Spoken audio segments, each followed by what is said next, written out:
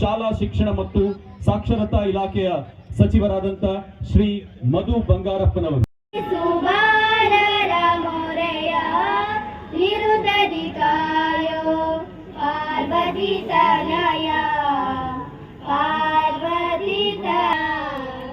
ಧನ್ಯವಾದಗಳು.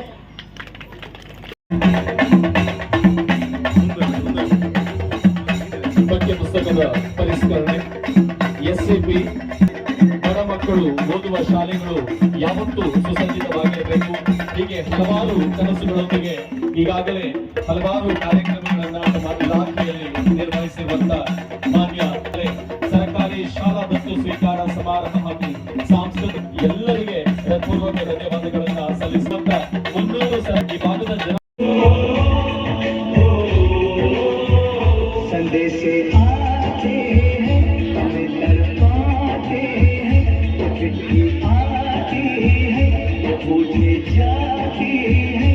घर कब आओगे, लिखो कब आओगे कि तुम मिल गए सोना सोना है संदेश आके.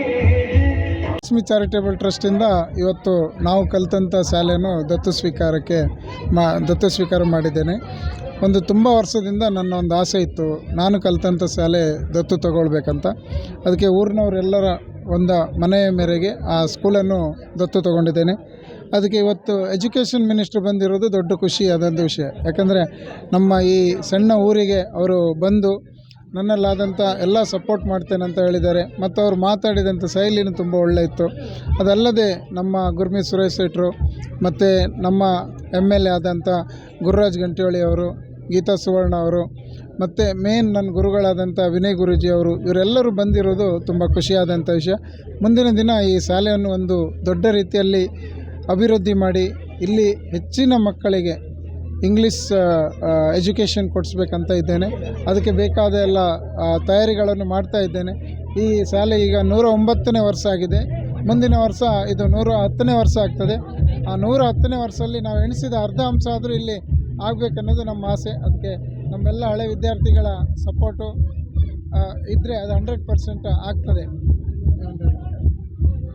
ಮೇಲ್ದರ್ಜೆಗೆ ಈಗ ದತ್ತಕ್ಕೆ ತೆಗೆದುಕೊಂಡಂಥ ಶಾಲೆಗೆ ಭರವಸೆಯನ್ನು ಕೊಟ್ಟು ಹೋಗಿದ್ದಾರೆ. ಈಗಾಗಲೇ ಶಿಕ್ಷಣ ಸಚಿವರು ಮಾನ್ಯ ಗೋವಿಂದ ಬಾಬು ಪೂಜಾರಿ ಅವರ ಹತ್ರ ಭರವಸೆ ಕೊಟ್ಟು ಹೋಗಿದ್ದಾರೆ. ಈ ಶಾಲೆಯನ್ನು ಮೇಲ್ದರ್ಜೆಗೆ ಏರ್ತೇವೆ ಅಂತಂದೇಳಿ ಹೇಳಿದ್ದಾರೆ.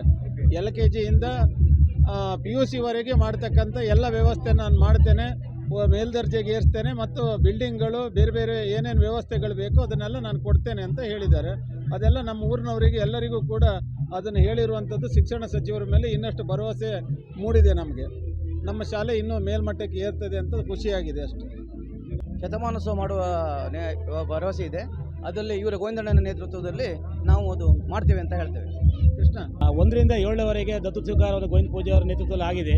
ಪಕ್ಕದಲ್ಲಿಯೂ ಸಹಿತ ಹೈಸ್ಕೂಲ್ ಈಗ ಪ್ರಗತಿಯಲ್ಲಿ ಇರುವುದರಿಂದ ಅದು ಸಹಿತ ಇಂಗ್ಲೀಷ್ ಮೀಡಿಯಂ ಪ್ರಾಧಾನ್ಯತೆ ಸಿಗೋದ್ರಿಂದ SLC ಸಾಂಘಿಕವಾಗಿ ಶಿಕ್ಷಣ ವ್ಯವಸ್ಥೆ ನಡೀತೈತೆ. ಅದೇ ರೀತಿ ಮುಂದಿನ ದಿನದಲ್ಲಿ ಗೋವಿಂದ ಪೂಜಾರ ಏನು ಯಾಕೆಂದ್ರೆ ಹೇಳಿದ್ರೆ ಸಮೃದ್ಧ ಬೈಂದೂರು ಕನಸನ್ನು ಏನಂದ್ರೆ ಹೇಳಿದ್ರೆ ಶಾಸಕರು ನಿರ್ವಹಿಸಿದ್ದಾರೆ. ಪ್ರಥಮವಾಗಿ ಸಮೃದ್ಧ ಕನಸಿನಲ್ಲಿ 300 ಶಾಲೆಯ ಟ್ರೀಸಲ್ಲಿ ನಮ್ಮ ಪ್ರಥಮ ಶಾಲೆಯನ್ನು ಬಿಜೂರು ಸರ್ಕಾರಿ ಹಿರಿಯ ಪ್ರಥಮ ಶಾಲೆಯನ್ನು ತಗೊಂಡುಬಿಟ್ಟು 1.5 ಲಕ್ಷದ ಕಂಪ್ಯೂಟರ್ನ ವ್ಯವಸ್ಥೆಗಳನ್ನು ಮಾಡಿ ನಿರ್ವಹಿಸಿದ್ದಾರೆ. ಆದರೆ ಆ ಮೂಲಭೂತ ಸೌಕರ್ಯ ವ್ಯವಸ್ಥೆಯಲ್ಲಿ ಶಾಸಕರ ಅನುವಾದಿಯಲ್ಲಿ ಗೋವಿಂದ ಬಾಬು ಪೂಜಾರಿ ಕೈ ಜೋಡಿಸಿ ಉತ್ತಮವಾದಂಥ ವ್ಯವಸ್ಥೆಯನ್ನು ರೂಪಿಸಿಕೊಳ್ಳಲಿಕ್ಕೆ ಅವರ ಪಾತ್ರ ಅತ್ಯಮೂಲ್ಯದ್ದು. ಹಾಗಾಗಿ ಮುಂದೊಂದು ದಿನದಲ್ಲಿ SLC ಸಾಂಕೇತಿಕವಾಗಿ ನಡೀತೈತೆ.